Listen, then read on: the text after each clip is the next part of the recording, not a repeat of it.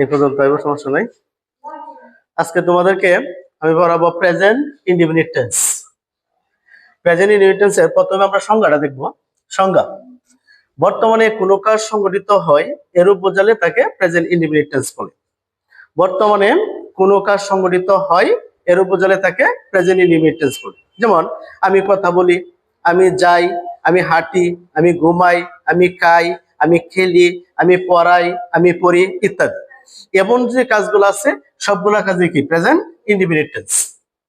এখন present indefinite tense চেনার উপায় যখন বাংলা ক্রিয়াপদের শেষে অর্থাৎ বাংলা ভার্বের শেষে সরয়া রস্যই এ ও দন্ত ন অভ্যস্ত অ, আবার বলছি সরয়া রস্যই এ ও দন্ত ন অভ্যস্ত অ ইত্যাদি উচ্চারিত হয়, তবে মনে করতে হবে তা প্রেজেন্ট ইনডিফিনিট টেন্স বা তবে তা প্রেজেন্ট ইনডিফিনিট টেন্স। মানে সরয়া রস্যই এ ও অভ্যস্ত অজন্ত ন উচ্চারিত হলেই এটা কি প্রেজেন্ট ইনডিফিনিট টেন্স। এখন প্রেজেন্ট ইনডিফিনিট টেন্সের আমরা চারটা গঠন দেখব: অ্যাফার্মেটিভ, নেগেটিভ, ইন্টারোগেটিভ, ইন্টারোনেগেটিভ। অ্যাফার্মেটিভের গঠনটা হচ্ছে সাবজেক্ট প্লাস ভার্বের ওয়ান, মানে ভার্বের প্রেজেন্ট ফর্ম। আবার প্রেজেন্ট ফর্মের সাথে এস বাই ইএস যোগ করতে হবে। এখানে একটু কথা বলি, কোন সময় এস বাই এস যুক্ত হয়? এই সাবজেক্টটা যদি থার্ড পারসন সিঙ্গুলার হয় তাইলে ভার্বের সাথে এস বাই এস যুক্ত হয়।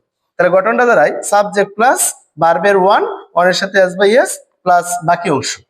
নেগেটিভের গঠনটা হচ্ছে সাবজেক্ট প্লাস ডো নট অথবা ডাজ নট, ডো নট অথবা ডাজ নট প্লাস ভার্বের ওয়ান প্লাস বাকি অংশ।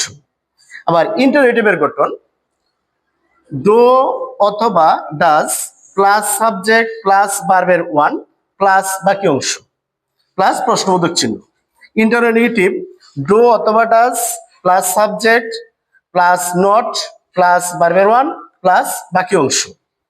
এখানে একটা নোট আছে, নোটটা হচ্ছে সাবজেক্ট যদি থার্ড পারসন, সাবজেক্ট যদি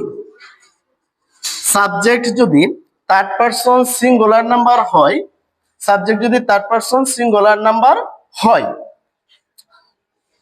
এটা একটু সমস্যা আছে।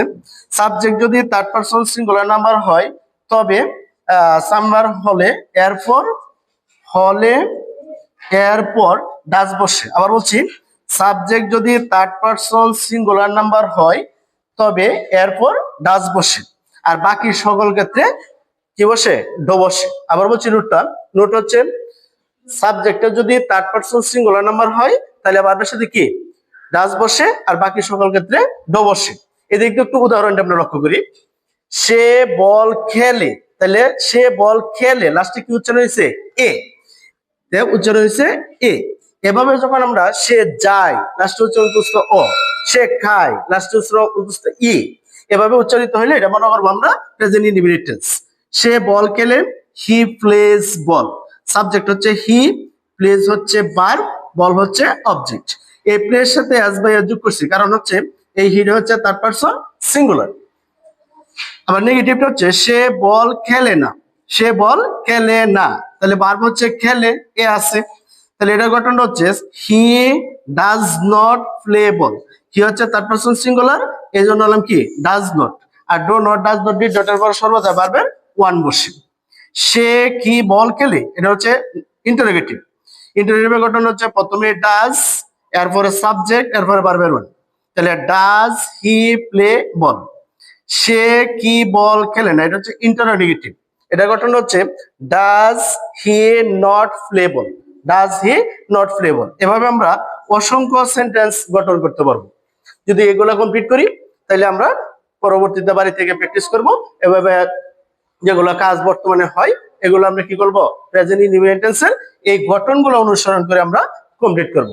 আশা করি এটা পড়ার পর প্রেজেন্ট ইনডিফিনিট টেন্সে আর কোনো সমস্যা থাকবে না ইনশাআল্লাহ।